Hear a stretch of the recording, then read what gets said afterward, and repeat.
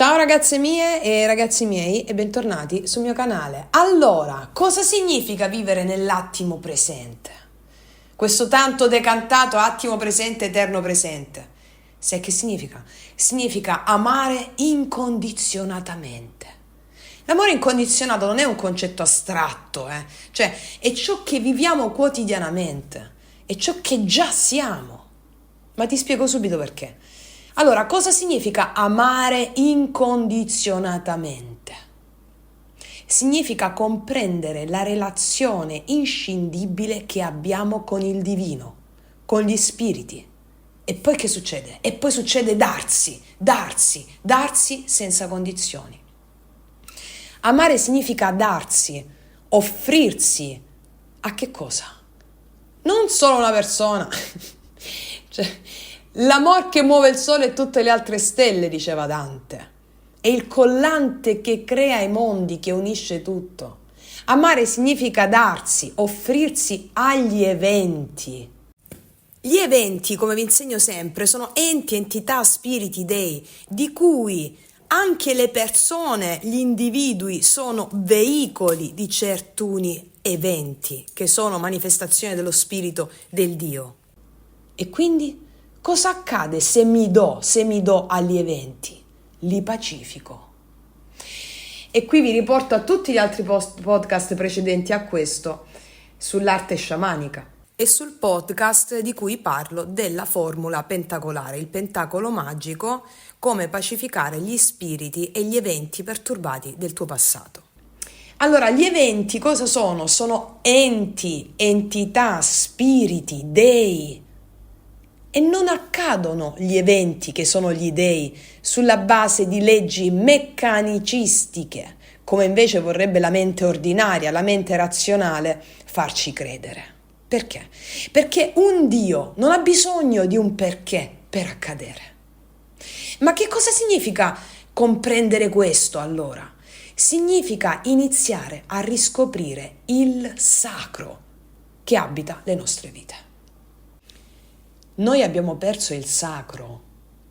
Il sacro cos'è? Il sacro è la dimensione invisibile, che in questo sistema estremamente patricentrico orientato alla razionalità e al visibile si è perso completamente. Ma vi rimando allo studio degli altri podcast precedenti a questo per familiarizzare il concetto del sacro e tutto quello che riguarda l'arte sciamanica. Allora, parafrasando il grande poeta Borges, credi che la divinità possa creare qualcosa di diverso che non sia il paradiso?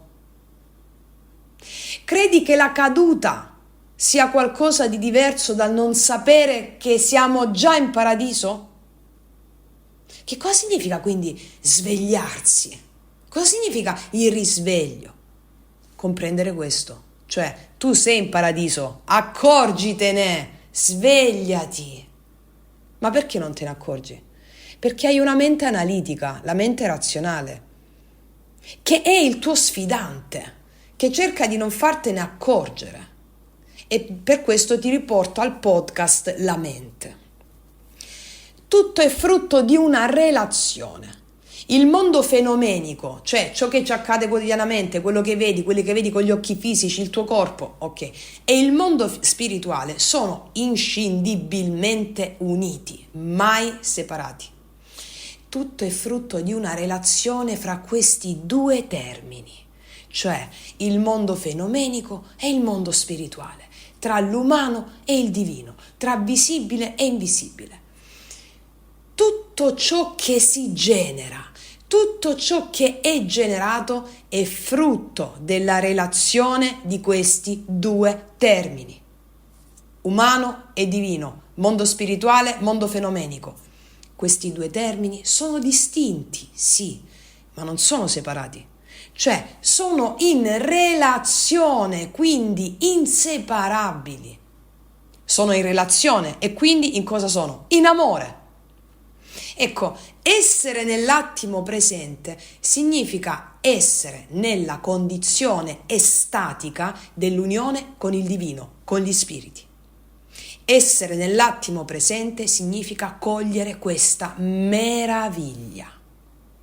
Quando parliamo di divino o di divinità o di spiriti o di invisibile, è da considerarsi una realtà complessa, una realtà che non è riconducibile a un'unità, cioè è qualcosa di complesso che si rifà all'unità. È la moltitudine nell'uno e l'uno nella molteplicità, la molteplicità nell'uno e l'uno nella molteplicità. Allora la mente ti impedisce di stare nell'attimo presente. La mente ti porta o nel passato o nel futuro. Perché? Perché ha paura. E pertanto vuole avere l'impressione di poter controllare, l'impressione di poter dominare, l'impressione di poter prevedere, l'impressione di manipolare gli eventi. E che cosa succede quando la mente vuole manipolare, prevedere, manipolare gli eventi? Questo genera angoscia, frustrazione e pesantezza. Quindi, più stai fuori dalla splendida relazione umano-divino, più si è lontani dal paradiso. Più hai paura, più hai bisogno di avere l'impressione di poter controllare gli eventi. Ed è per questo che si vuole esercitare un potere sugli eventi, che invece sono spiriti, dei, che sono incontrollabili. Come si esercita il controllo sugli eventi? Quando li analizzi, quando li giudichi, quando li vuoi manipolare, cerco di fare questo così non accade quell'altro.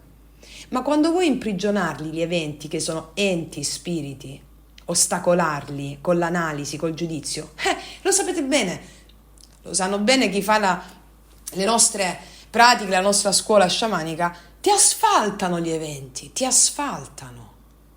Quando si cerca di imprigionare gli eventi con l'analisi, con il controllo mentale, che cosa succede? Questo controllo riflette sull'uomo sofferenza, rabbia, solitudine. Amare incondizionatamente significa stare nell'attimo presente. Questo è.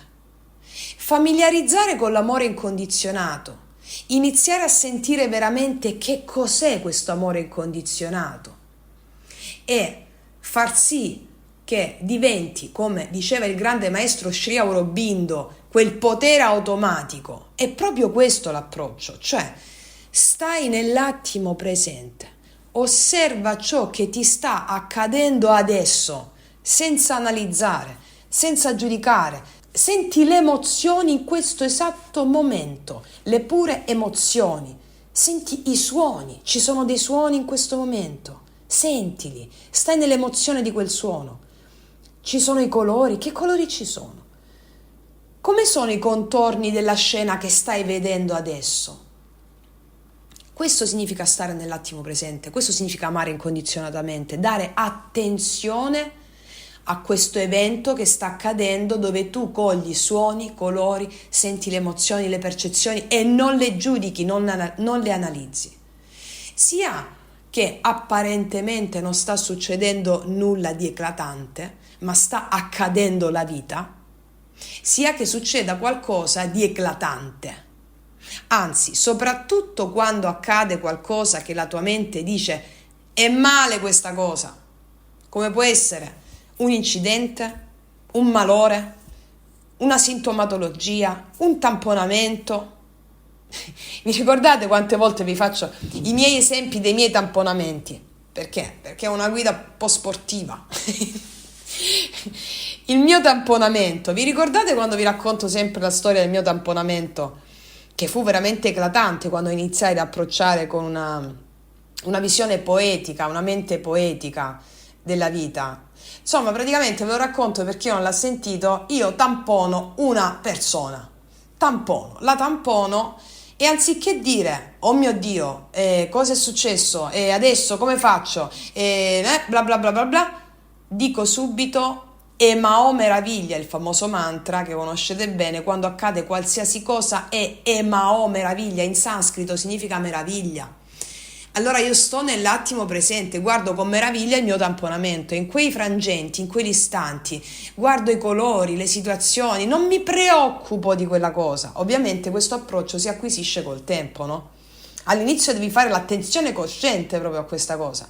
E che succede? Che mentre ho detto ma oh meraviglia, mi sono messa a ridere, la persona è scesa dalla macchina e mi ha chiesto scusa. Cioè, sono io che l'ho tamponata e tu mi chiedi scusa. Accadono cose meravigliose, però la anticipi tu la meraviglia dicendo ma oh meraviglia. Qualsiasi cosa accade, stai presente a tutte le emozioni, a tutto ciò che vivi, i suoni, i colori. Stai presente in quel momento. C'è forse un uccellino di fronte a te? C'è una farfalla? C'è un gatto che ti guarda? Una lucertola? Allora, con un tamponamento, per esempio, come facevo in passato, allora subito la mente cerca di portarti nel futuro. Oddio, adesso dovrò pagare la mia auto e l'auto dell'altra persona, non ho il denaro, perché se avessi fatto magari gli studi più tecnici avrei trovato un lavoro fisso, tutte a me, cosa dirò a casa, cosa dirò a mia madre, cosa dirò a mio marito. Oppure ti riporta nel passato, dovevo stare più attenta, non dovevo passare di qua. Se mio marito non mi avesse detto queste cose, io ero forse più centrata e non avrei evitato il tamponamento. E se mia madre non mi avesse detto questo, non avrei tamponato. È tutto quello che la mente può dirti. Perché? Perché te lo dice? Per strapparti via dal momento presente, per impedirti di conoscere l'amore. La mente ti sta portando via l'ennesima volta dall'apertura all'amore incondizionato per gli eventi, ossia dall'attenzione cosciente. Ti sta portando via dall'attimo presente, e cioè dall'esperienza dell'amore vero, incondizionato. Se riesci invece a stare nell'attimo presente, significa che comprendi. Che cosa comprendi? Che un Dio è venuto a te e lo stai amando. Come lo sto amando? Dandogli attenzione cosciente. Allora osserva cosa c'è nel contorno di questa immagine che stai vivendo. Noti un albero accanto a te? Un gatto? Una farfalla? Questa è l'immagine del Dio che vuole che tu esca dalla mente ordinaria e te ne accorga. Perché se tu resisti alla tentazione di non cedere al tranello della mente razionale e anziché rispondere con l'analisi, col giudizio, rispondi con l'amore, cioè con l'attenzione cosciente al Dio che è arrivato, allora la risposta del Dio sarà amore. Tutti questi segni, l'albero che vedi vicino, la farfalla che vedi quando stai in un evento che non è traumatico, mettiamola così tra virgolette, o in un evento in cui non c'è niente di eclatante, ma è un evento perché sta accadendo la vita in quel momento, anche se sei seduta ferma davanti alla finestra. Ok, tutti i segni che vedi, la farfalla che vola, la piuma che va, l'albero che è presente, il gatto così, il cagnolino così, tutti questi segni non sono segnali, cioè non significano qualcosa che la mente razionale possa afferrare. Semplicemente esistono e vanno osservati. Essere consapevoli della scena vuol dire nutrirla. La scena è un evento, è un'immagine, un Dio, e quando tu gli dai attenzione cosciente, stando presente, sentendo le emozioni, osservando, tu stai nutrendo un Dio. Tu stai nutrendo lo spirito. Nutrire lo spirito, il Dio che ti sta facendo visita con attenzione cosciente, è un modo di darsi, di offrirsi, per amare incondizionatamente senza chiedere nulla in cambio. Allora gli dei rispondono con assonanza, e l'assonanza del tuo approccio in questo caso è l'amore. E quindi che succede? Tu ricevi amore. Cioè, la risposta degli eventi che accadono è sempre in risonanza con come tu ti approcci. Invece, al giudizio, all'analisi che ti impone la mente razionale, gli eventi risponderanno sempre con effetti di limitazioni e frustrazioni.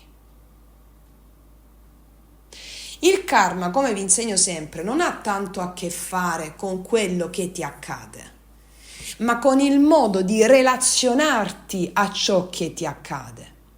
E si dice che hai un karma più leggero quando ti approcci agli eventi con stupore e meraviglia, o semplicemente non giudicando gli eventi ma avendo fede in qualsiasi evento sia.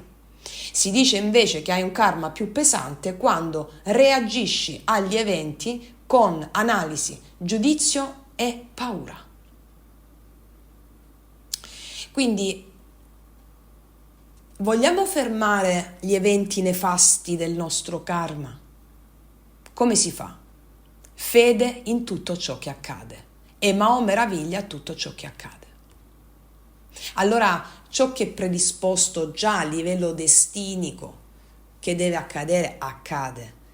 Ma l'effetto di ciò che accade, grazie al tuo approccio di relazionarti in modo diverso a ciò che accade, cambia completamente, quindi cambia la tua realtà una volta per tutte.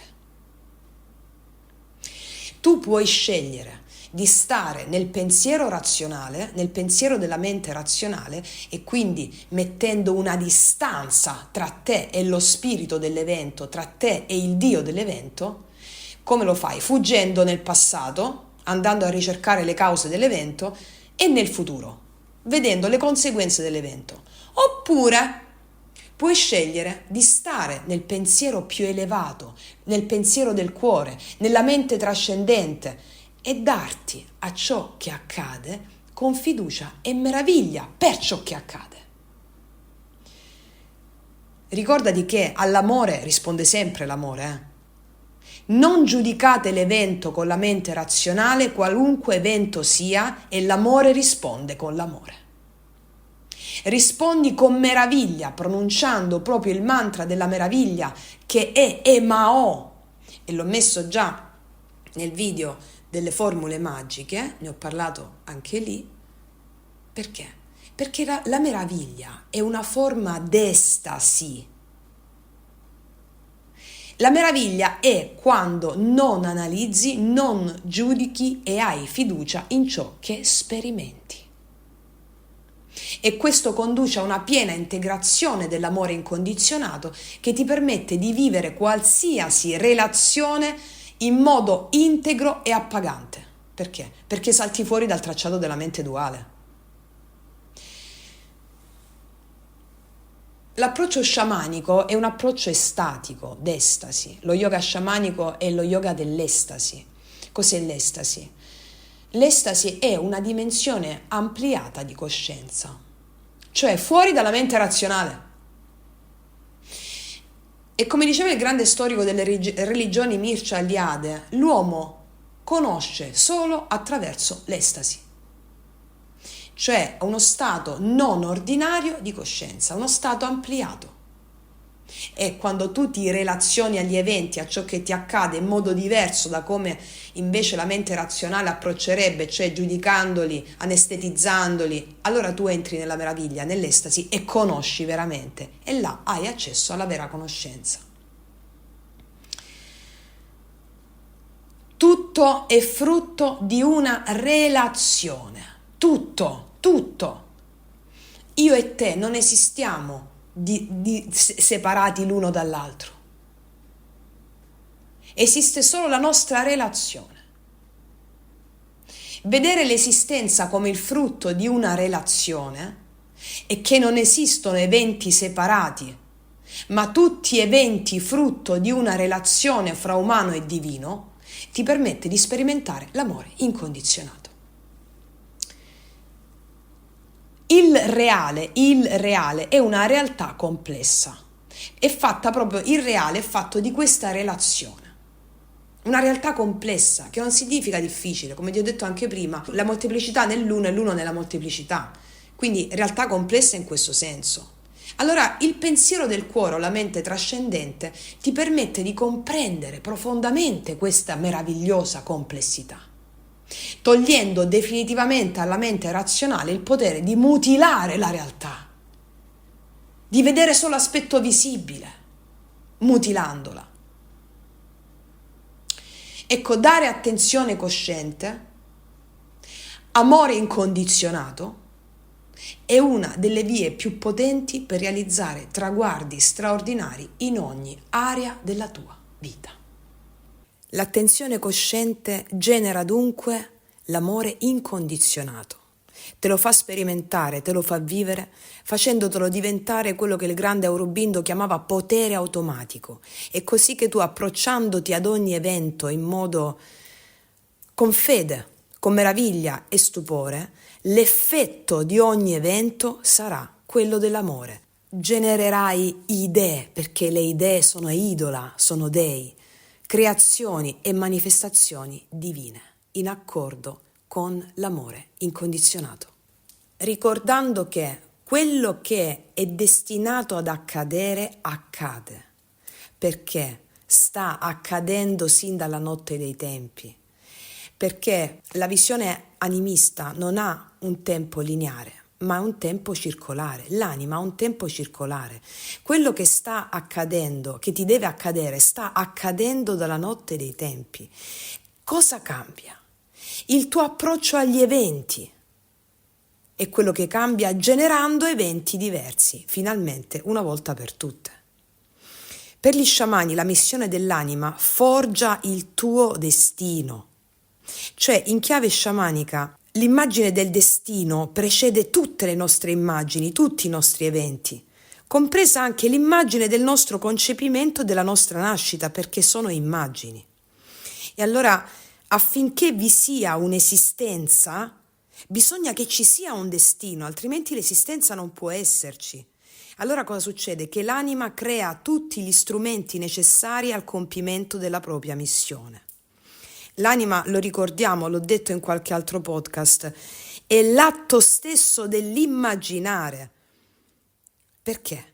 Perché è l'atto dell'unione d'amore tra umano e divino, che è un'unione procreativa, generativa, erotica. Quindi, nella misura in cui tu impari a stare nell'amore incondizionato, allora cosa accade? Che tu realizzi il tuo destino.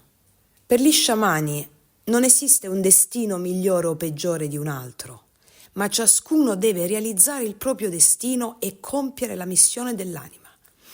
La felicità è nella realizzazione di sé. Cosa vuol dire? La felicità è nel compimento della missione per la quale l'anima è venuta. E come la vedi la missione? Con tutto quello che ti accade davanti, attraverso gli eventi. Allora quando ti allei agli eventi, cioè con meraviglia e stupore, tu realizzi la missione per cui la tua anima è venuta. E qual è questa missione? Compiere il proprio destino. E qual è questo destino? Che tutto in te sia gioia, perché questa è la tua meta. Detto questo, ti abbraccio forte forte e come sempre che tutti gli dei, tutti gli eventi ti benedicano. Mua!